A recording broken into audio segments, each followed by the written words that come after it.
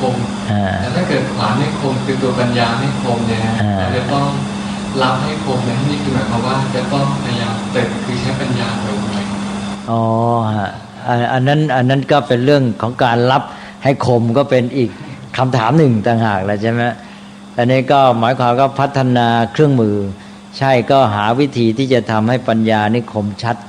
ยิ่งขึ้นนะอันนี้ก็จะมีวิธีกระบวนการพัฒนาปัญญาก็ต้องอาศัยทั้งพฤติกรรมคือศีลแล้วก็สมาธิแล้วก็กระบวนการสร้างปัญญาเช่นโยนิโสมนสิการการรู้จักคิดพิจารณาวิธีคิดวิธีสืบสาวหาเหตุปัจจัยวิธีวิเคราะห์สิ่งต่างๆเพื่อจะให้ปัญญานี้พัฒนายิ่งขึ้นนะพอเข้าใจนะฮะคุณอาจารย์ครับระหว่างในกรณีที่พัฒนาปัญญาในรูปแบบนั้นกับการที่จะมันเน้นสมาธิให้มีกำลังพอปัญญาเท่าเดิมเนี่ยอยากจะเรียนถามพระเดชพระคุณนะในความคิดเห็นพระเดชพระคุณนี้พิจารณาว่าอย่างไรจะเป็นเรื่องที่ง่ายกว่ากันหรือว่าเป็นเรื่องปัจจตังอ๋ออันนี้คือบางคนเนี่ยนะอันนี้เราพูดถึงความแตกต่างระหว่างบุคคลบางคนเนี่ยพัฒนาปัญญาก็ต้องพัฒนาแหละแต่ถึงยังไงพัฒนายังไงมันก็ไม่ได้ดีเท่าอีกคนหนึ่งนี่เป็นเรื่องการเปรียบเทียบใช่ไหมแต่ว่ามันก็เป็นความจำเป็นที่จะต้องพัฒนาสำหรับตัวเขาแต่เมื่อมีการเปรียบเทียบแล้วมันจะให้พัฒนาได้อีกอย่างอีกคนไม่ได้ถูกไหมอันนี้เป็นการเปรียบเทียบระหว่างบุคคลแต่ว่าสำหรับแต่ละคนนั้นแน่นอนต้องพัฒนาทุกอย่างทีนี้ในแง่ลักษณะนี้คนนั้นจะต้องหาด้วยตัวเองหรือเปล่าเพราะว่าตัวเองมีอินทรีย์ด้านไหนที่เหมาะสมในลักษณะนั้นหรือจะต้องพิจารณาด้วยตัวเองหรือว่าจะมีแนวทางอย่างไรจะพิจารณาว่าตัวเองเนี่ยควรจะต้องเน้นสมาธิหรือควรจะไปเน้นปัญญาหรือว่าอะไรอย่างเงี้ยอาจารย์จะมีอาจารย์ให้พระเดชพระคุณอาจารย์ช่วยชี้ช่องแนวทางคือถ้าหากว่าได้กัลยาณมิตรที่ยอดเยี่ยมอย่างพระพุทธเจ้าก็จะมาช่วยบอกให้ถ้าไม่ได้ก็อาจจะต้องพยายามด้วยตนเองแต่ก็ต้องรู้จุดอ่อนว่าการดูตัวเองนี่ยากอยู่นะเพราะฉะนั้นเราจึงต้องอาศัยกัลยาณมิตรไม่ฉะนั้นแล้วพระสารีบุตรพระโมคคัลลานะเป็นต้นก็คงตรัสรู้ธรรมได้โดยก่อนได้พบพระพุทธเจ้าใช่ไหมหมายความว่าในยุคพุทธกาลนี้ก็มีผู้มีสติปัญญาเยี่ยมเยอะเหมือนกันนะแต่ทั้งเยี่ยมอย่างนั้นเขาก็ไม่สามารถที่จะตรัสรู้ใช่ไหมก็ต้องมาพบพระพุทธเจ้าแล้วพระพุทธเจ้านี้จับจุดจี้จุดชี้หรือเอาเส้นผมที่บังภูเขานี่ออกไปใช่ไหมเท่านี้เองหรือเขี่ยผงในตาออกใช่ไหมติดอยู่เท่านั้นแหละไปไม่ได้เนี่ยอันนี้ถ้าเส้นผมอันนี้ไม่ออกมันก็ไม่เห็นภูเขาสักทีทั้งที่มันก็ไอ้เส้นผมเส้นเดียวเนี่ยพระพุทธเจ้าบางทีมาทำหน้าที่ซึ่งก็เหมือนกับเป็นหน้าที่นิดเดียวนะแต่เป็นเรื่องยิ่งใหญ่ที่สุดเลยก็แค่เขี่ยเส้นผมที่มันบังภูเขาออกใช่ไหมอันนั้นบางทีตัวเราเนี่ยก็ดูตัวเองไม่ออกว่าจับจุดไม่ถูกว่าจะแก้ที่จุดไหนมันจึงจะสำเร็จแต่ว่าถ้าไม่มีกัลยาณมิตรจริงๆก็ต้องเพียรพยายามด้วยตนเองเพราะต้องศึกษาพิจารณาตรวจสอบตัวเองใช่ไหมก็อันนั้นก็เป็นโยนิโสมนสิการอย่างหนึ่งด้วยในการที่จะพิจารณาตรวจสอบค้นหาเข้าใจตัวเองให้ชัดเจนแต่ว่าอันนี้ก็เป็นปัจจัยที่ว่าปัจจัยภายในกับปัจจัยภายนอกที่ว่ามันเป็นอัตราสัมพัทธ์กันอยู่นะก็พอเอานะฮะทีนี้ก็ต่อไปทีนี้ว่าตอนนี้เราพูดได้เห็นว่าปัญญาจะทำงานต้องอาศัยสติทีนี้สติอย่างที่บอกแล้วว่ามันดึงอารมณ์นั้นไว้มันกำหนดมันจับเอาไว้แต่ว่าอารมณ์นั้นมันก็จะคอยผ่านไปอยู่เรื่อยนะมันผ่านเข้ามาแล้วก็จะผ่านไปแล้วก็ดึงมันไว้ทีนี้เมื่อดึงมันไว้เนี่ยถ้ามันอยู่เราก็มองเห็นมันเราก็พิจารณาแต่ทีนี้มันก็จะมีปัญหาอีกว่าเวลาดึงมันไว้เนี่ยสิ่งนั้นมีความแตกต่างสิ่งที่จะดูสิ่งที่เราจะดู มันมีความละเอียดอ่อนไม่เท่ากันบางอย่างก็หยาบบางอย่างก็ละเอียดนี่สติมันดึงไว้เนี่ยมันก็ดึงไว้เหมือนกับว่าไอ้เจ้านั้นมันก็จะคอยออกไปอยู่เรื่อยไม่เป็นหลักประกันว่าสิ่งที่เรากำลังดูซึ่งสติดึงไว้เนี่ยมันจะนิ่งไหมมันก็จะมีอาการที่ว่าอยู่ก็จริงแต่มันสั่น มันไหวมันโครงมันเคลงอยู่เหมือนกับว่ามีแผ่นผ้าแผ่นหนึ่งเอาละมันจะลอยไปเราไม่ยอมให้ลอยไปเราจะดูมันเราก็เอาเชือกดึงมันไว้นี่คือสติดึงไว้ไอ้เจ้าแผ่นผ้าเนี่ยเป็นอันว่าไม่ไปละไม่พ้นสายตาเราก็ดูเห็นแผ่นผ้าเนี่ยแต่นี้เราไม่ได้ดูแค่แผ่นผ้าเนี่ยเราจะดูรายละเอียดในผ้ามีตัวหนังสือเขียนไว้มีลวดลายเป็นรูปสัตว์รูปคนเขียนไว้อันนี้เราก็เห็นแต่ว่าเราไม่รู้ชัดตัวหนังสืออะไรก็อ่านไม่ออกใช่ไหมไอ้เจ้าสติดึงไว้ให้แล้วแต่มันก็ยังไม่อยู่นิ่งเป็นอันว่าสติทำงานให้แล้วปัญญาก็ใช้ประโยชน์จากสติมองเห็นแต่ยังไม่รู้ลึกซึ้งไม่ละเอียดทำยังไง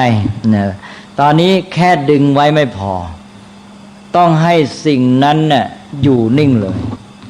ถ้าสิ่งนั้นนี่เป็นลวดลายใหญ่โตเช่นรูปคนตัวเบ้อเริ่มอย่างนี้ตัวหนังสือเบ้อเริ่มอย่างเงี้ยเอาไม่ต้องนิ่งสนิทก็เห็นใช่ไหมอ่านออก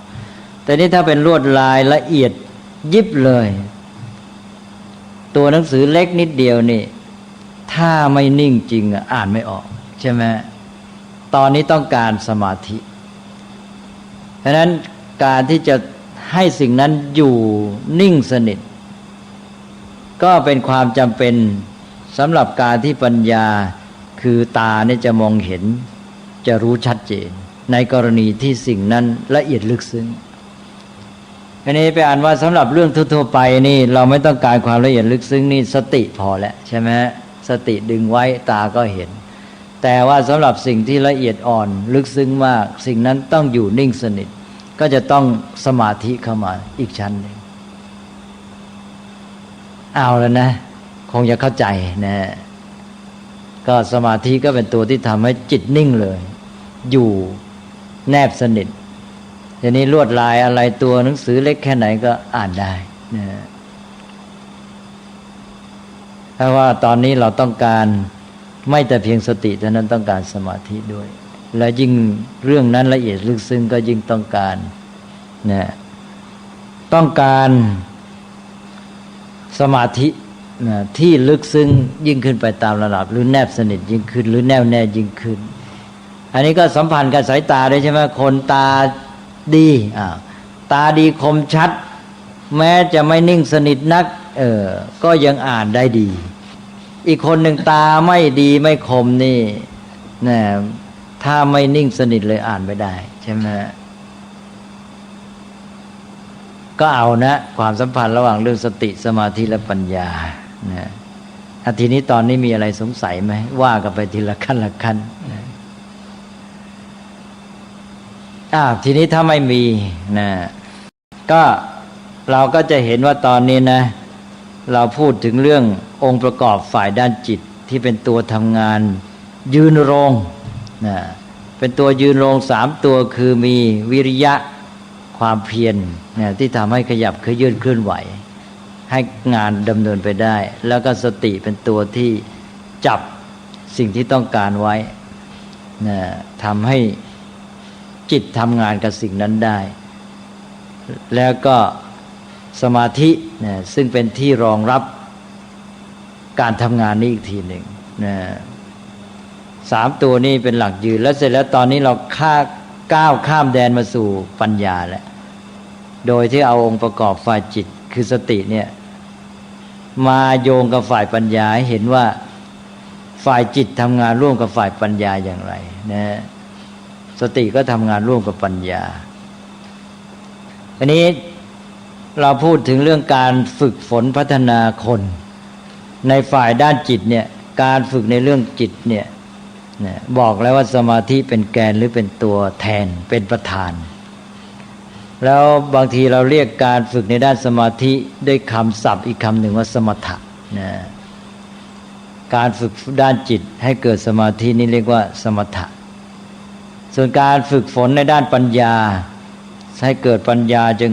มากชัดเจนจนกระทั่งรู้แจ้งสภาวะของสิ่งทั้งหลายให้เข้าใจสังขารตามเป็นจริงให้รู้พระไตรลักษณ์อะไรเนี่ยเรียกว่าปัญญาจนเห็นโลกและชีวิตตามเป็นจริงนะจนถึงนิพพานได้เนี่ยปัญญาแบบนี้เราเรียกว่าวิปัสสนานะนี่ในกระบวนการฝึกในด้านจิตสมถะก็ดีด้านวิปัสสนาด้านปัญญาก็ดีก็ไปเราได้เห็นแล้วว่าสตินี้มีบทบาทสำคัญอย่างไรสติเป็นตัวสำคัญเป็นตัวเริ่มต้นให้ทั้งในฝ่ายสมถะแล้วก็ทั้งในฝ่ายวิปัสสนานะก็ย้ำอีกทีว่าสติเป็นตัวเริ่มนำเข้าไปสู่สมาธินะแล้วก็ในฝ่ายวิปัสสนาก็สติเป็นตัวจับเรื่องที่ต้องการให้ปัญญาพิจารณาหรือส่งงานให้กับปัญญายกตัวอย่างการส่งงานให้ปัญญาอย่างที่พระพุทธเจ้าตรัสไว้นะซึ่งเราอาจจะเห็นชัดเช่นว่าพระพุทธเจ้าตรัสถึงเรื่องว่าภิกษุรูปหนึ่งไปนั่งในที่สงัดแล้วก็ระลึกถึงคำสอนที่พระอาจารย์หรือแม้แต่พระพุทธเจ้าได้ทรงแสดงไว้นี่ตอนนี้ตัวไปอยู่ในที่สงัดนะระลึกถึงนี่คือสติแหละระลึกถึงคำสอนสิ่งที่ตัวได้เล่าเรียนไว้สดับตรับฟังไว้ระลึกนี่คือดึงเข้ามาแล้วนะดึงสิ่งที่ผ่านไปแล้วเนี่ยดึงให้มาอยู่ต่อหน้าจิตสติดึงเอาคำสอนที่พระพุทธเจ้าสอนมาแล้วเอามาพอระลึกมาแล้วก็ใช้ปัญญาเฟ้นแยกแยะไตร่ตรองพิจารณาสอบสวนสืบสาวต่างๆตอนนี้คือถ้าเรียกว่าธรรมวิจยะเป็นเรื่องของปัญญาคือวิจัยธรรมก็วิจัยเรื่องที่สติดึงเอามาให้อันนี้ก็ตัวอย่างการที่ว่าสติส่งงานให้ปัญญาอย่างไรสติระลึกถึงคำสอนสิ่งที่ได้เล่าเรียนมานั่นคือยกเรื่องขึ้นมาแล้วพอยกเรื่องขึ้นมาแล้วก็ส่งให้ปัญญาพิจารณาปัญญาก็พิจารณาเรื่องที่สติจับส่งให้ก็แปลว่าได้เห็นและความสัมพันธ์ระหว่างสติกับปัญญาทีนี้ปัญญาได้ทำงานอย่างนี้ตอนนี้เรามีตัวสำคัญนะมีความเพียรวิริยะแล้วก็มีสมาธิมีสติมีปัญญานี่ในการที่จะให้เกิดปัญญาเนี่ยมันจะมีตัวช่วยอีกตัวหนึ่งในระหว่างก็คือว่าเราเริ่มพัฒนาปัญญาเราเริ่มเกิดความรู้ความเข้าใจแต่การที่จะพัฒนาความรู้ความเข้าใจเนี่ยเราจะมีสิ่งที่เราจะศึกษาเราจะพิจารณาอันนี้ปัญญามันจะพิจารณาเรื่องต่างๆที่สติส่งให้มาอยู่เรื่อยแต่ว่าถ้าจะต้องการรู้ให้ชัดเนี่ยบางทีมันต้องจับจุดอยู่ที่ใดที่หนึ่งเรื่องใดเรื่องหนึ่งที่จะเอาจริงเอาจังนี่ถ้าปัญญามันพิจารณาเรื่อยไปเรื่องอะไรมาก็สติก็จับส่งให้พิจารณาไปแล้วก็ผ่านไปไม่เอาจริงเอาจังเนี่ยมันไม่รู้ลึกซึ้งนี่ก็จะต้องหาทางว่ามีการที่ไปจับจุดพิจารณาอย่างเอาจริงเอาจังในเรื่องนั้นตอนที่มีตัวเชื่อมให้เราไปจับอยู่กับเรื่องใดเรื่องหนึ่งอย่างเอาจริงเอาจังนะจะเป็นองค์ธรรมอีกข้อหนึ่งเกิดขึ้นมาองค์ธรรมที่ทำให้เราพุ่งเข้าหาเรื่องนั้นเลยแล้วก็เอาจริงเอาจังพิจารณาแยกแยะอะไรต่างๆให้เต็มที่ตัวที่ทำให้เราพุ่งเข้าหาสิ่งนั้นอันนี้คือศรัทธานั้นศรัทธาเนี่ยจึงมาสัมพันธ์กับปัญญาเป็นตัวสำคัญในตอนที่ว่าจะพัฒนาปัญญาไปจนถึงสูงสุดถ้าไม่มีตัวศรัทธาอยู่เนี่ยปัญญานี่จะจับจุด เรื่องนี้เข้ามากับพิจารณาก็เห็นแค่นี้แล้วก็ผ่านไป พอเรื่องอื่นมาก็พิจารณาเนี่ยพอรู้เข้าใจก็ผ่านไป ทีนี้ถ้าเกิดเห็นว่าเรื่องนี้มันมีอะไรน่ารู้เยอะถ้าเราศึกษาต่อพิจารณาต่อเราจะเข้าใจความจริงอะไรต่างๆงั้นนึกว่ามีอะไรที่น่ารู้อยู่ในนี้เยอะแยะหมดเลยหรือว่าเชื่อว่าสิ่งนี้จะทำให้เราเนี่ยเกิดความรู้เข้าใจที่จะแก้ปัญหาเรื่องนั้นเรื่องนี้ได้นะเช่นว่าเอาทั้งชีวิตของเราก็ได้ชีวิตของเรามีความทุกข์มีปัญหาหรือมีข้อติดขัดนะเราไปเจอเรื่องหนึ่งเข้าว่าโอ้โหถ้าเราเข้าใจเรื่องนี้ชัดแล้วนะเราจะแก้ปัญหาชีวิตของเราได้หมดเลยนะเราจะพ้นจากความทุกข์เลยเนี่ยก็เราก็จะเกิดศรัทธาคือความเชื่อในสิ่งนั้นแล้วเราก็จะเอาจริงเอาจังศึกษาเต็มที่ศรัทธาก็จะผูกเราไว้กับเรื่องนั้นเป็นตัวทำให้เราเนี่ยพุ่งเข้าหาสิ่งนั้นเนี่ยแล้วก็เจาะเข้าไปในสิ่งนั้นเป็นอันว่ามีศรัทธาขึ้นมาอีกตัวหนึ่งที่จะทำให้เราเนี่ยไปจับยึดเข้ากับเรื่องใดเรื่องหนึ่งที่จะให้ปัญญาพิจารณาอย่างเอาจริงเอาจังนะฮะยกตัวอย่างเช่นว่าไปฟังธรรมจากพระพุทธเจ้าพอไปฟังธรรมก็ฟังแล้วโอ้พระพุทธเจ้าตรัสนี่เท่าที่เราพิจารณาเห็นที่พระองค์ตรัสมานี่จริงทั้งนั้นเลยมีเหตุมีผลบางอย่างเราไม่เข้าใจแต่เราเห็นเขาว่าเป็นเหตุเป็นผลน่าจะต้องเป็นจริงอย่างนั้นพอคิดว่าโอ้โหที่พระพุทธเจ้าตรัสนี่น่าจะเป็นจริงมีอะไรที่เรายังไม่เข้าใจชัดเนี่ยเราจะต้องรู้จากพระพุทธเจ้าเยอะนะคำสอนพระองค์มีเหตุผลเกิดศรัทธาเลยศรัทธาเชื่อมั่นว่าเนี่ยจากพระพุทธเจ้าเนี่ยเราจะได้รู้เข้าใจอีกเยอะแยะเลยใช่ไหมเกิดความเชื่อมั่นอันนี้เรียกว่าศรัทธาศรัทธาแล้วก็เลยตั้งใจฟังอยากจะรู้ยิ่งขึ้นใช่ไหมอยากจะมาอยู่กับพระพุทธเจ้าอยากจะมาฟังพระองค์บ่อยๆหรือจะมาอยู่ใกล้ชิดเพื่อจะได้ให้ดีได้ยินได้ฟังเนี่ยอาการของจิตที่เกิดภาวะอันเนี้ยที่เกิดความมั่นใจในการที่จะได้ความรู้ได้สิ่งที่จะทำให้ตัวเองได้แก้ปัญหาได้อะไรต่างๆเหล่านี้อาการนี้เรียกว่าศรัทธาใช่ไหมฮะอันนั้นศรัทธาจึงเป็นอาการเบื้องต้นที่จะช่วยให้คนเนี่ยได้พัฒนาต่อไปในปัญญาตอนนี้มันก็เลยมีองค์ธรรมเพิ่มเข้ามาอีกข้อคือศรัทธานะเป็นตัวองค์ธรรมเบื้องต้นที่จะช่วยนำไปสู่ปัญญาอันนี้ศรัทธาที่ถูกต้องเนี่ยมันเป็นกระบวนการในธรรมชาติ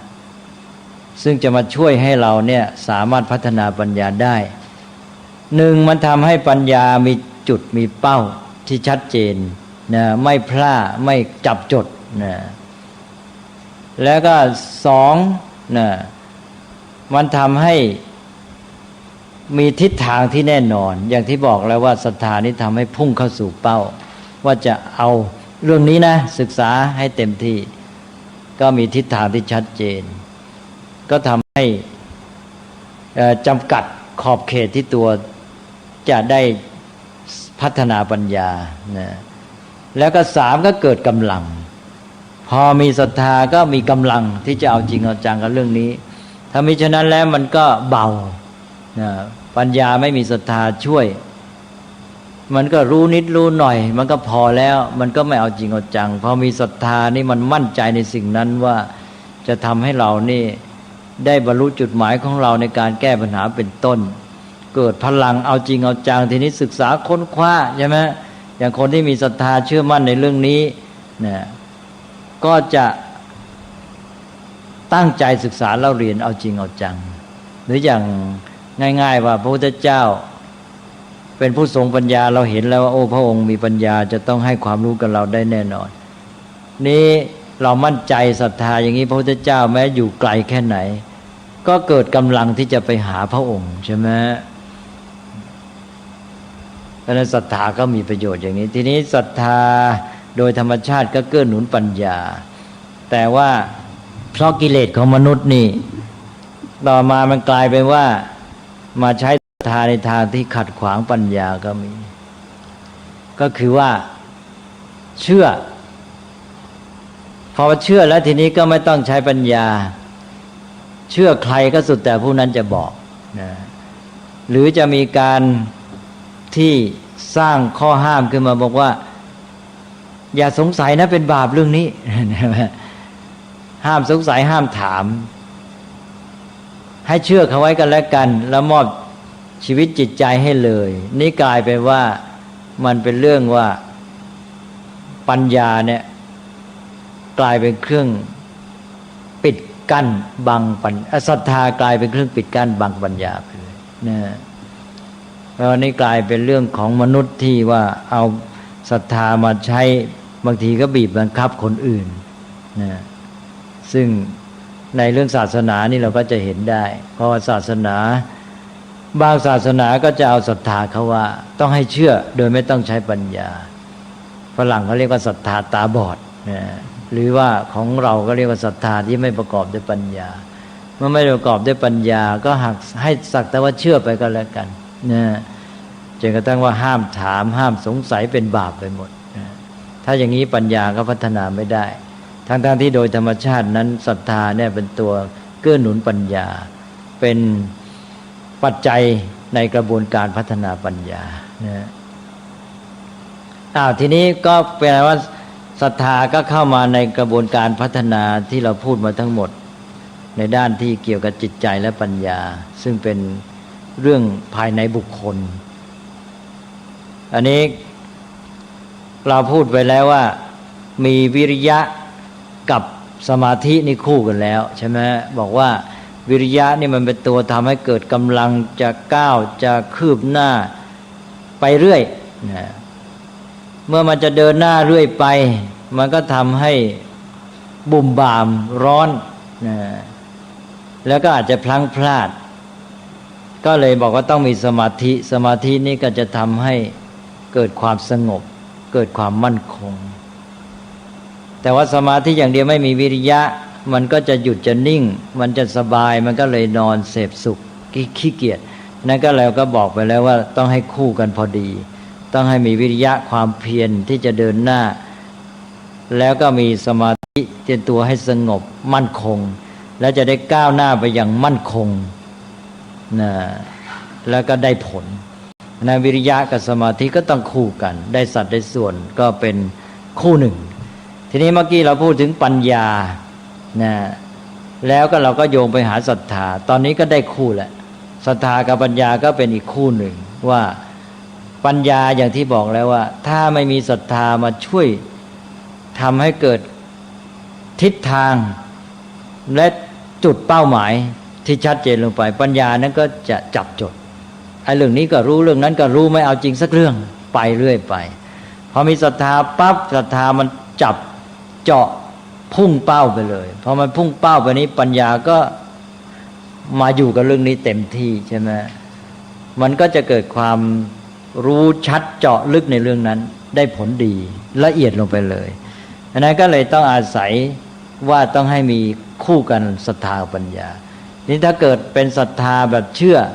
แล้วไม่ใช้ปัญญาก็งมงายใช่ไหมอย่างที่บอกเมื่อกี้ว่ากลายเป็นศรัทธาที่ปิดกั้นปัญญาก็เลยคู่นี้ก็ต้องมี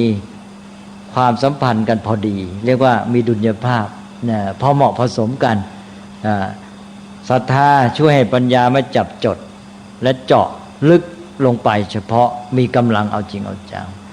พร้อมกันที่ว่าปัญญาก็ทำให้ศรัทธานี่ไม่งมงายและไม่ตันไปเสียนะถ้าไม่มีปัญญามาศรัทธาตันเลยอยู่นั่นเองไม่ต้องไปไหนใช่ไหมก็ไปอ่านว่าได้สองคู่นี้สำคัญแล้วก็มีสติมาเจ้าสตินี่คอยกำหนดคอยจับคอยดูอะไรเกิดขึ้นเป็นไปนี่เจ้าสติดูหมดคือคอยกำหนดอยู่คอยที่บอกว่าเหมือนกันนายประตูคอยตรวจคอยดูนะไม่ให้ผ่านลอยไปเสียนะสิ่งที่เกิดขึ้นเป็นไปจะมีผลเสียผลดีเนี่ยไอ้เจ้าสตินี่เป็นตัวคอยระวังไว้นะคอยดูไว้คอยกำหนดไว้มันก็ทำให้ปัญญาได้ทำงานไปด้วยการปัญญาก็ตรวจดูพอไอ้สติจับไว้ให้ปัญญาก็ดูนะพิจารณาแล้ว ถ้ามันจะเกิดผลเสียมันก็แก้ไขได้ทันถ้ามันจะเกิดผลดีก็จะได้ฉวยโอกาสใช้ประโยชน์ซะใช่ไหมเพราะนั้นสติมันก็จะมาเป็นตัวคอยคุมหมดเลยนะว่าตอนนี้ศรัทธามาทำงานงี้ไอ้เจ้าสติมันก็ทันหมดว่ามันเคลื่อนไหวทำงานยังไงปัญญาทำงานไงสติก็ทันหมดทีนี้เมื่อมันทันมันคอยกำหนดอยู่นะไอ้เจ้าปัญญาก็พิจารณาด้วย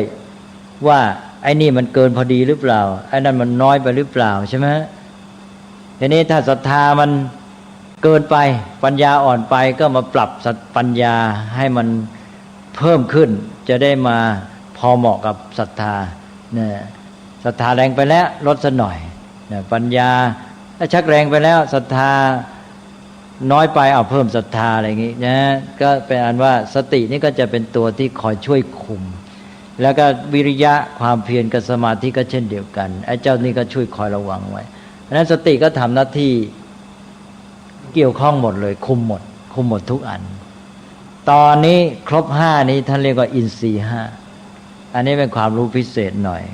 เลยตั้งขึ้นมาเป็นหมวดธรรมอีกหมวดหนึ่งเรียกว่าอินทรีย์5นะอินทรีย์5ก็ประกอบด้วย5อย่างที่ว่ามาแล้วก็จัดเป็น2คู่ก็ได้4แล้วก็มีสติเป็นตัวคุมใช่ไหมก็อินทรีย์5แต่ละอย่างก็ทำหน้าที่ของตัวเอง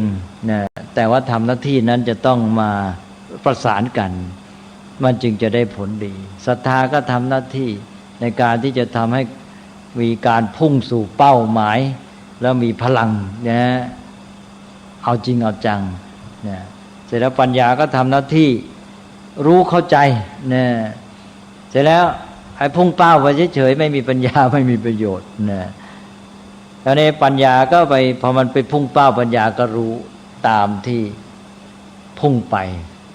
รู้ในสิ่งที่เอาเป็นเป้าหมายนั้นก็เกิดความรู้ชัดเจนอันนี้ก็สติวิริยะกับสมาธิก็เช่นเดียวกันนะวิริยะก็ทำหน้าที่พาเดินหน้าไปเรื่อยนะเจ้าสมาธิก็ทำให้มั่นคงแน่วแน่นะสงบนะก็เลยช่วยกันก็เดินหน้าไปอย่างมั่นคงสงบนะแต่ละอย่างก็ทำหน้าที่ของตัวสติก็คอยคุมไว้หมดอันนี้การที่แต่ละอย่างทำหน้าที่ของตัวเนี่ยจึงเรียกว่าเป็นอินทรีย์แต่ละอย่างละอย่างนะศรัทธาก็เป็นอินทรีย์อย่างหนึ่งทำหน้าที่นี่ที่จะทำให้เกิดพลังพุ่งเป้าหมายไปสู่ทิศทางที่ต้องการเจาะลึกลงไปแล้วก็ปัญญาก็ทำหน้าที่รู้เข้าใจวิริยะก็ทำหน้าที่เดินไปข้างหน้าสมาธิก็ทำให้สงบแน่วแน่สติก็ทำหน้าที่คุมนะตรวจดูไปแล้วถ้าเจ้าทั้งหมดนี้เข้าชุดกันได้ดีก็จะเกิดการพัฒนาในการปฏิบัติธรรมก้าวหน้าไปสู่จุดหมายได้สำเร็จนะนี่เพราะเหตุที่มันทำงานเข้าชุดกันแล้วมันเป็นสองคู่ที่จะต้องมีดุลยภาพพอเหมาะพอดีเนี่ยก็เลยท่านเรียกว่าเป็นธรรมะชุดพิเศษที่มีลักษณะที่ท่านเรียกว่าการปรับอินทรีย์ให้สม่ำเสมอกันลักษณะธรรมชุดนี้ก็คือต้องให้มีความพอดีหรือความสม่ำเสมอซึ่งก็หมายถึงความสม่ำเสมอระหว่างธรรมะที่เป็นคู่กันสองชุดได้แก่ศรัทธากับปัญญาหนึ่งคู่ว่าต้องปรับให้พอดีกันให้พอดีที่จะได้ผลแล้วก็วิริยะกับสมาธิก็อีกคู่หนึ่งก็ต้องปรับให้พอดีที่จะได้ผลแล้วก็มีสติเป็นตัวคุมนะก็ตอนนี้ก็เป็นอันว่าเราพูดถึงความสัมพันธ์ระหว่างฝ่ายจิตกับปัญญานะแล้วก็องค์ธรรมที่เป็นรายละเอียดในที่นั้นจนกระทั่งจากเรื่องของฝ่ายจิต3มาสัมพันธ์กับปัญญาแล้วก็มาเป็นธรรมะหมวดหนึ่งที่เรียกว่าอินทรีย์5นะซึ่งมีความสำคัญมากในการปฏิบัติธรรมก็พอให้เห็นรูปเขาแล้วทีนี้ใครมีอะไรสงสัยก็ถามขึ้นมาตอนนี้อีกหมวดธรรมหมวดนี้นี่เล็กอีกอย่างว่าพละ5ใช่ไหมครับแต่ในความหมายพละให้ในความหมายอย่างพละหมายความเป็นพลังที่จะไม่ให้ศัตรูเข้ามาครอบงำตัวเองได้นะเป็นพละกำลังเหมือนกับภูมิต้านทาน เป็นพละเป็นภูมิต้านทาน ที่จะทรงตัวไว้ได้ไม่ให้ฝ่ายอื่นเข้ามาครอบงำถ้าเป็นอินทรีย์นี่คือฝ่ายรุกบุกเดินหน้านะก็แปลว่าพละเป็นฝ่ายภูมิต้านทานป้องกันตัวนะถ้าใช้ภาษาอังกฤษก็เป็นฝ่าย defensive ถ้าเป็นพละอินทรีย์ห้านี่ฝ่ายรุกก็เป็น offensive แหละนะเดินหน้าไปมีอะไรสงสัยไหมฮะอยากจะถามว่าถ้าเราจะตรวจสอบอารมณ์ว่าในขณะนั้นเราตั้งในอารมณ์วิปัสสนาอย่างไรในการตรวจสอบอารมณ์ว่าอยู่ในอารมณ์วิปัสสนาอย่างไรเนี่ยคือว่าเราเดินวิปัสสนาระยะหนึ่งเนี่ยเราอยากจะรู้ว่าอารมณ์ของเราเนี่ยไปขั้นหนึ่งหรือขั้นสองขั้นหนึ่งขั้นที่สองในที่นี้หมายถึงวิปัสสนาญาณใช่ไหมอ๋อแต่วิปัสสนาญาณก็ต้องดูวิปัสสนาญาณนั้นนะเป็นวิปัสสนาญาณขั้นกำหนดรู้รูปนามเนี่ยแยกว่าอะไรคือรูปอะไรคือนามเนี่ยอย่างนี้ก็ดูตรวจดูความเข้าใจนะ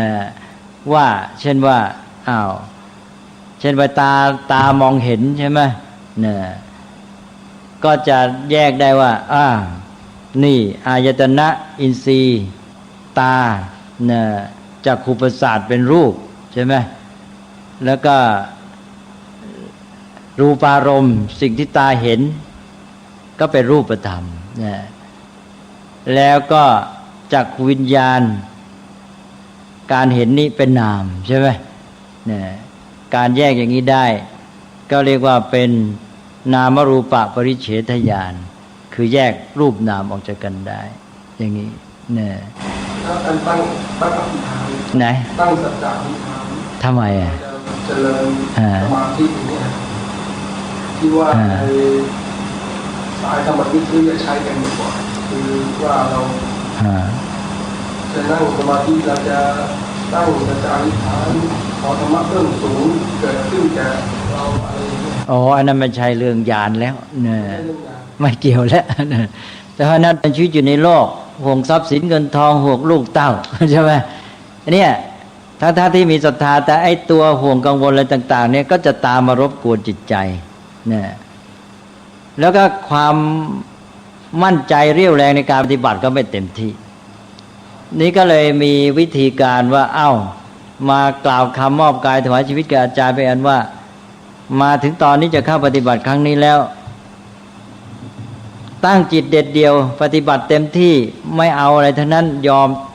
มอบกายถวายชีวิตแล้วเพราะนั้นไอ้เรื่องที่กังวลเรื่องครอบครัวเรื่องเงินทองนะจะพอใช้หรือเปล่าเดี๋ยวเราไม่ไปหาแล้วยุบทางบ้านจะอยู่กันยังไงหรือเกิดมีอะไรขึ้นไอ้เรื่องนี้ตัดไปเลยใช่ไหมเมื่อจิตไม่มีไอ้เรื่องความกังวลความคิดปรุงแต่งที่จะตามมารบกวนไม่มีมันก็ปฏิบัติไปได้ผลมันทำให้น้อมจิตไปสู่สมาธิได้ง่ายใช่ไหมในการอธิษฐานจิตอะไรต่างๆเหล่านี้ก็เป็นเรื่องประเภทนี้เพราะการอธิษฐานก็คือการทำให้จิตตั้งมั่นเด่นเดียวเพื่อจะได้เป็นฐานทำให้จิตโน้มไปสู่สมาธิได้ง่ายนั่นเองนะไม่ใช่ตัวการปฏิบัติไม่ใช่ญาณไม่ใช่อะไรทั้งนั้นนะการสร้างศรัทธาก็เป็นเรื่องศรัทธาเป็นเรื่องของการทำให้จิตนี่แน่วยิ่งขึ้นมันเป็นตัวกำลังแรงเสริมความเพียรไงนะความเพียรก็ได้รับกำลังหนุนให้ความเพียรมีกำลังหนุนนี่นะมันก็เป็นตัวพลังอยู่ในตัววิริยะมันเป็นพละเป็นกำลังอยู่ในตัวนะสิ่งที่ควรใจที่พระเดชพระคุณว่านี่คือทางสัพปาริปริโภทปริโภทต่างๆปริโภทก็แปลว่าสิ่งที่ขัดขวางแต่เราก็แปลกันว่าห่วงกังวลพระเดชพระคุณอาจารย์ครับผมจะลองเปรียบเทียบว่าจริงๆแล้วศรัทธาจะทำหน้าที่คล้ายๆกับสมาธิแต่ว่าสมาธินี่เป็นเรื่องของทางจิตแต่ศรัทธานี่จะเป็นเรื่องของทางปัญญาที่จะถูกต้องไหมถ้าดูคุณสมบัติโดยเปรียบเทียบแล้วศรัทธานี่เป็นองค์ธรรมในกระบวนการพัฒนาปัญญาแต่ตัวมันเองก็อยู่ฝ่ายจิต เป็นอาการของจิตไงอาการของจิตแบบนี้ก็เหมือนอย่างสติก็เป็นคุณสมบัติฝ่ายจิตเป็นองค์ธรรมฝ่ายจิตแต่เป็นตัวเชื่อมกับปัญญาใช่ไหมศรัทธานี่มันก็เป็นอาการของฝ่ายจิตแต่ว่ามันเป็นตัวที่ไปเชื่อมกับปัญญาไปทำงานหนุนปัญญาเนี่ยเพราะว่ามันเป็นอาการของความซาบซึ้งเป็นอาการของความเชื่อนั่นเนี่ยเป็นการที่จิตเนี่ยไปโยงไปคล้ายๆว่ามองในแง่หนึ่งศรัทธาทำให้ไปขึ้นต่อสิ่งใดสิ่งหนึ่งโดยไปเหมือนกับไปหวังจากสิ่งนั้นใช่ไหมเช่นหวังจากบุคคลนี้หวังจากเรื่องนี้ที่เราศึกษาว่าเราจะได้เกิดปัญญาความรู้ความเข้าใจเกิดความมั่นใจในสิ่งนั้นนะเช่นว่าอย่างที่ยกตัวอย่างเมื่อกี้ไปฟังพระพุทธเจ้าเทศน์ใช่ไหมพอฟังปั๊บเนี่ยปัญญามันเกิดการพิจารณาได้รู้เข้าใจขึ้นมาได้เห็นความจริงที่พระพุทธเจ้าสอนว่าเท่าที่เราได้มีปัญญาจะพิจารณาได้ในสิ่งที่พระพุทธเจ้าสอนเป็นความจริงทั้งนั้นเลยโอ้อย่างนี้ถ้าเราอยู่กับพระองค์หรือฟังพระองค์ต่อไปเนี่ยเราจะได้ความรู้อีกเยอะแยะใช่ไหมเกิดความเชื่อมั่นต่อพระพุทธเจ้าเนี่ยนี่คืออาการที่เรียกว่าศรัทธาเชื่อต่อพระพุทธเจ้า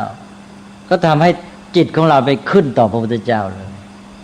ดังนั้นศรัทธานี่ในแง่หนึ่งนี่ทำให้ขึ้นต่อสิ่งนั้นเพราะฉะนั้นศรัทธาจึงไม่เป็นอิสระแต่ว่ามันช่วยให้เราก้าวไปสู่อิสรภาพเพราะเมื่อใดเราเกิดความรู้แจ้งขึ้นมาเหมือนที่พระพุทธเจ้ารู้เราก็เป็นอิสระรู้ด้วยตนเองใช่ไหมแต่ว่าตอนที่ยังมีศรัทธาก็คือตอนที่ยังขึ้นต่อเขาหรือขึ้นต่อเรื่องราวขึ้นต่อสิ่งนั้นแหละที่เราเข้าไปเกี่ยวข้องเพื่อจะให้เกิดปัญญาเพราะฉะนั้นศรัทธาจะมีลักษณะพึ่งพาหรือขึ้นต่อแล้วก็จับเอาจิตของเราตัวเราเนี่ยไปโยงเข้ากับสิ่งนั้นไว้เนี่ยเพราะฉะนั้นพระพุทธเจ้าจึงไม่ให้เราอยู่แค่ขั้นศรัทธาเป็นเพียงมาอาศัยศรัทธาเป็นบันไดก้าวไปสู่ปัญญาเมื่อเกิดปัญญาแล้วในที่สุดก็จะเป็นอิสระใช่ไหมเกิดอิสระภาพก็หลุดพ้นไม่ต้องพึ่งพาไม่ต้องขึ้นแต่สิ่งนั้นใช่ไหมฮะถ้าพูดโดยสรุปก็คือขั้นที่ปัญญาถึงขั้นระดับสูงสุดก็หมายความว่าปัญญาก็ศรัทธาก็ไม่มีแล้วใช่ไหมศรัทธาก็เป็นอันว่าศรัทธาก็ไม่ต้องทำหน้าที่แล้วศรัทธาไม่ต้องทำหน้าที่ทำทำไมล่ะเพราะมันรู้ด้วยตนเองเหมือนอย่างนั้นแล้วใช่ไหมก็ยกตัวอย่างอุปมาให้เห็นอีกอันก็ได้จะได้เห็นว่าศรัทธากับปัญญาต่างกันอย่างไรเนี่ยมีพระอาจารย์ลังกาองค์หนึ่งท่านวันโปและราหุระเนี่ยท่านยกอุปมานี้ดีแต่ว่าสมมติว่าผมเนี่ยนั่งอยู่แล้วผมอยู่ๆผมก็กำมือนี้ปั๊บขึ้นมานะพอกำมือนี่แล้วผมก็บอกว่าในมือผมเนี่ยมีดอกกุหลาบดอกหนึ่งนะผมกำเอาไว้แล้วนะทีนี้นั่งกันอยู่ในที่นี้หลายท่านอันนี้ผมกำมาท่านก็ไม่เห็นสักองค์หนึ่งเพราะว่ามือนี่มันบังอยู่แต่ผมบอกว่ามีดอกกุหลาบอยู่ในนี้ท่านก็มองไม่เห็นแต่มันจะมีหรือไม่มีตอนนี้เรายังไม่รู้นะนี่ยังไม่รู้ก็คือปัญญายังไม่มีทีนี้มันก็เป็นปัญหาว่าเมื่อยังไม่รู้ไม่เห็นยังไม่ประจักษ์ก็อยู่เชื่อไม่เชื่อเชื่อว่าในมือผมเนี่ยมีดอกกุหลาบไหมเอาแล้วตอนนี้เป็นปัญหาเรื่องเชื่อก็คือศรัทธาทีนี้บางท่านก็เชื่อง่ายใช่ไหมองค์นี้ไม่ต้องห่วงพูดอะไรก็เชื่อได้ใช่ไหมก็ไม่ต้องใช้ความคิดมากเชื่อง่ายก็ถ้าองค์นี้พูดแล้วก็เป็นจริงอันนั้นก็เชื่อเลยใช่ไหมนี่เชื่อแหละเชื่อว่ามีดอกไม้มีดอกกุหลาบในมืออีกองค์หนึ่งไม่ได้ต้องพิจารณาก่อนนี่มันเป็นไปได้ไหมมือเท่านี้นี่กำดอกกุหลาบได้ไหมเนี่ย มันได้นะกรรมได้ขนาดนี้ดอกกุหลาบมันมีหลายขนาดเล็กๆก็มีกรรมได้องค์นี้เชื่อแหละแต่องค์ยังแค่นี้ยังไม่พอเนี่ยองค์เชื่อยากกว่าต้องพิจารณามากแล้วท่านอยู่แถวนี้ตอนท่านเดินมามันมีเป็นไปได้ไหมท่านเดินผ่านในที่จะมีดอกกุหลาบหยิบมาแล้วก็สืบดูพฤติกรรมของท่านอะไรต่างๆเหล่านี้นะความเป็นไปได้ต่างๆแล้วก็สรุปแต่จะยังไงก็ตามทุกท่านเนี่ยก็จะอยู่ในเรื่องของเชื่อไม่เชื่อทั้งนั้นใช่ไหมก็คืออยู่ในขั้นศรัทธาหมดเลยใช่ไหมก็เป็นแต่ว่าศรัทธานั้นจะศรัทธาแบบตาบอดงมงายสักว่าเชื่อไม่ได้คิดเลยหรือศรัทธาแบบมีปัญญาพิจารณาก่อนเชื่อแล้วปัญญาที่พิจารณาก่อนศรัทธานี้ก็จะต้องไม่เท่ากันใช่ไหมศรัทธามีปัญญามากน้อยประกอบกันตอนนี้แต่ว่ารวมแล้วก็ยังอยู่ในเรื่องศรัทธาคือเชื่อหรือไม่เชื่อจนกระทั่งผมแบมือปั๊บอย่างนี้เนี่ยพอแบมือแล้วท่านเห็นได้ตนเองมีไม่มีก็รู้เลยตอนนี้คือปัญญาคือรู้เห็นประจักษ์ตอนนี้เลิกพูดเรื่องเชื่อไม่เชื่อถูกไหมอันนั้นตอนที่เรายังไม่มีไม่มีปัญญายังไม่รู้ไม่เห็นประจักษ์เนี่ยเรายังต้องอาศัยศรัทธาแต่เมื่อปัญญารู้เห็นแจ่มแจ้งแล้วก็หมดหน้าที่ของศรัทธาใช่ไหมก็ไม่ต้องใช้ศรัทธาอีกต่อไปอันนี้พูดถึงชีวิตของมนุษย์ทั้งหมดเนี่ยเป็นปุถุชนยังประกอบด้วยอวิชชาใช่ไหมยังไม่รู้แจ้งโลกและชีวิตตามเป็นจริงนั้นเรื่องศรัทธาก็จะต้องเป็นเรื่องใหญ่ว่าที่จะทำให้เราเนี่ยได้มาศึกษาเล่าเรียนอะไรต่างๆเหล่านี้ต้องอาศัยศรัทธาทางนั้นนะเพื่อจะนำไปสู่ปัญญาต่อไปถ้าท่านมีศรัทธามากท่านก็ศึกษาเอาจริงเอาจังมากมีพลังในการศึกษาและเจาะจุดพุ่งเป้าแต่ท่านไม่มีศรัทธาท่านก็พลาดใช่ไหมและไม่มีกำลัง เรื่องศรัทธากับปัญญานี่ผมจะขอโอกาสที่จะพูดย้อนกลับไปในเรื่องของภาษารีบุตรนะฮะถ้าเราจะสรุปจากกรณีของภาษารีบุตรว่าเป็นเพราะว่าพระองค์ภาษารีบุตรเนี่ยมีปัญญามากเนี่ยก็เลยทำให้ท่านบรรลุได้ช้ากว่าแม้กระทั่งเพื่อนๆหรือแม้กระทั่งพระโมคคัลลานะพระเจ้าอันนี้จะเป็นการสรุปถูกต้องก็คิดมากไงเราพูดง่ายๆ คิดมากใช่ไหมถ้าคิดมากมันก็ทำให้ศรัทธานี่มันไม่แรงเท่านะเพราะนั้นการพุ่งเป้าก็เลยชักจะมันยังไปห่วงอันนู้นอยู่คือแทนที่จะมาพุ่งเป้าอันนี้เต็มที่ใช่ไหมยังไปห่วงเรื่องนู้นเรื่องนี้ต้องไปขอคิดเรื่องนั้นหน่อยเรื่องนี้หน่อยมันก็ไปเสียเวลากับไอ้เรื่องปลีกย่อยที่จะต้องคิดอีกเยอะนะหรือว่าในเรื่องเดียวกันเนี่ยที่พุ่งเป้าไปแล้วนะ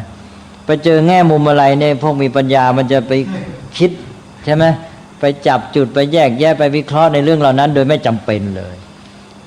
นี่พวกศรัทธาแรงแต่ปัญญาพอประมาณมันพอดีมันก็ไปดิ่งไปเลยนะปัญญาก็มีโทษของปัญญาอยู่กันก็แล้วแต่จะคิดที่จริงมันก็เป็นกุศลเป็นความดีเพราะว่ามันเหมือนแสงสว่างแต่ว่าก็อยู่ที่การใช้ใช่ไหมเพราะตัวเองนี่เมื่อมันมีความไม่สม่ำเสมอแห่งอินทรีย์การใช้สิ่งเหล่านี้มันก็ไม่พอดีใช่ไหมมันก็เลยทำให้เกิดความขาดตกบกพร่องแต่บางครั้งไอ้การที่ช้าเหล่านี้แหละมันกลับกลายเป็นความรอบคอบถูกไหมกลายเป็นความละเอียดเหมือนอย่างภาษาลิบุตรเนี่ยท่านไปเชื่อจับจุดอะไรต่างๆปลีกย่อยแยกแยะไปดูให้มันชัดให้หมดมันก็ไปเสียเวลากับความชัดเจนในเรื่องปลีกย่อยเยอะแยะแต่ว่ามันกลายเป็นความละเอียดลึกซึ้งและทั่วถึงทีนี้พอท่านตรัสรู้นี่ในการใช้งาน ในเวลาไปทำงานเผยแผ่สั่งสอนนี่มันสามารถที่จะแจกแจงแยกแยะออกไปละเอียดที่สุดก็กลับเป็นผลดีใช่ไหมเป็นผลดีในเรื่องในขั้นสุดท้ายในขั้นที่เอาไปใช้ประโยชน์แก่ผู้อื่นในการสั่งสอน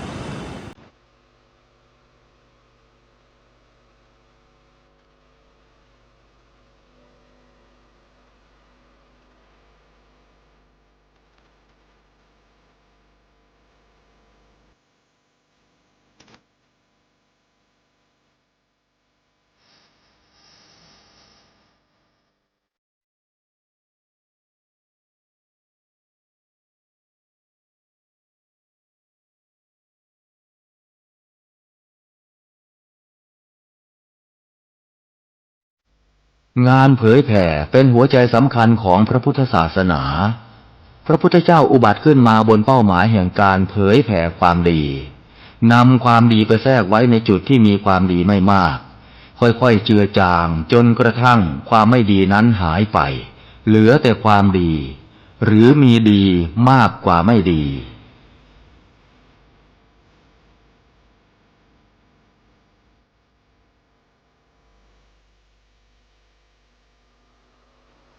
ซีดีธรรมบรรยายชุดตามพระใหม่ไปเรียนธรรมโดยพระพรหมคุณาภรณ์ปอ.ประยุตโตวัดยานเวศกวันตำบลบางกระทึกอำเภอสามพรานจังหวัดนครปฐมบรรยายแก่พระนวกะรุ่นพรรษา 2539 ตอนที่ 36 เรื่องปัญญาเป็นแดนยิ่งใหญ่ต้องพัฒนากันไปจนกลายเป็นโพธิญาณเรื่องอินทรีย์5ที่เมื่อวันก่อนพระเดชพระคุณอาจารย์ได้อธิบายว่ามีทั้งหมด2 คู่นะครับแล้วก็มีสติเป็นตัวกลางเพราะฉะนั้นผมอยากจะขอเสนอว่าถ้าผมจะพิจารณาว่าในกรณีที่นอกจากพิจารณาในแง่ที่เป็น2 คู่แล้วมีสติเป็นตัวควบคุมแล้วนะครับถ้าเรามองในแง่ว่าเป็นลำดับขั้นที่ก็เป็นไปได้นะจากศรัทธามาเกิดวิริยะเกิดสติเกิดสมาธิแล้วก็นำไปสู่ปัญญาก็เวลาทำงานมันก็หนุนกันอยู่ตลอดมันหนุนกันถ้าเราไปมองในแง่ลำดับมันจะไปอยู่ในชุดอื่นมากกว่าชุดนี้มันมุ่งในการมาทำงานประสานมาช่วยหนุนกันแต่ว่าอย่างที่เราพูดแล้วศรัทธาก็หนุนปัญญาศรัทธาเป็นเบื้องต้นปัญญาเป็นที่สุดแต่ว่าในแง่นี้เราต้องการมองในแง่ของการทำงานประสานกันจึงได้มามองในแง่ความสม่ำเสมอพอดีมากกว่านะถ้ามองในแง่นั้นก็จะไม่เห็นในลำดับในชุดอื่นอย่างเช่นโพชฌงค์อย่างเงี้ยนั่นจะทำงานลำดับเอานะทีนี้วันนี้ก็พูดเป็นเกร็ดความรู้ดีกว่าไม่ต้องถือเป็นเรื่องหนักหนาจริงจังเดี๋ยวจะรู้สึกว่ายากนะคือถ้าให้มองเป็นเรื่องผ่านๆอย่างน้อยว่าได้เคยได้ยินแล้วเรื่องนี้อะไรก็ยังดีความจริงมันอาจจะเป็นเรื่องที่ไว้ศึกษาในอีกระดับหนึ่งแต่ว่าเมื่อเรื่องมาเกี่ยวข้องแล้วก็เลยพูดถึงซะนี่พูดถึงเรื่องปัญญาเนี่ยเราว่ามาตามลำดับเรื่องศีลเรื่องสมาธิเรื่องปัญญาเรื่องการทำงานประสานกันในระบบการพัฒนาคนก็พูดมาหมดแหละทีนี้แต่ละอย่างละอย่างนี่เราก็มาพูดรายละเอียดกันบางส่วนในข้อที่ควรทราบศีลก็พูดไปแล้วสมาธิก็พูดไปแล้วปัญญาก็เริ่มบ้างแล้วนี่ปัญญาก็มาพูดเพิ่มเติมหน่อยก็เคยบอกไว้แล้วปัญญาเนี่ยก็มีหลายระดับหลายขั้นตั้งแต่การรับรู้เลยพอเห็นได้ยินก็ทำไงจะเกิดความรู้ความเข้าใจในสิ่งที่ได้เห็นได้ยินเป็นต้นนั้นแล้วก็รู้ตามเป็นจริงเนี่ยรับรู้โดยไม่ถูกเจ้าตัวอกุศลเข้ามาครอบงำเช่นความชอบใจไม่ชอบใจอย่างที่ว่าทำไงจะรับรู้ไม่ใช่ตามชอบใจไม่ชอบใจแต่ว่ารับรู้ด้วยปัญญารับรู้โดยมองตามเหตุปัจจัยเป็นต้นแค่นี้ก็ยากแล้วหรือว่าเมื่อคิดพิจารณาวินิจฉัยสิ่งต่างๆทำไงจะวินิจฉัยตัดสินไปโดยความรู้ตามสภาวะหรือตามความเป็นจริงแท้ๆไม่ใช่มีกิเลสโลภะโทสะโมหะเข้ามาครอบงำนะถ้าโลภะความอยากได้ผลประโยชน์ส่วนตัวโทสะความขัดเคืองเกลียดชังเข้ามาครอบงำการวินิจฉัยสิ่งต่างๆก็เกิดอคติเอ็นเอียงมันก็ไปมีเรื่องอคติอีกนะถ้าอคติเข้ามาก็ปัญญามันก็ไม่บริสุทธิ์มันก็ไม่เป็นปัญญาแท้ๆ นอกจากนั้นมีปัญญาที่รู้ลึกซึ้งเข้าไปอีกเรื่องวิเคราะห์แยกแยะสิ่งต่างๆออกไปให้เห็นชัดนอกจากว่าสิ่งนั้นคืออะไรแล้วยังว่าประกอบด้วยอะไรเป็นอย่างไรนอกจากนั้นยังมีปัญญาที่รู้เหตุปัจจัยสืบค้นสืบสาวว่าที่เป็นอย่างนี้เป็นเพราะอะไรเนี่ย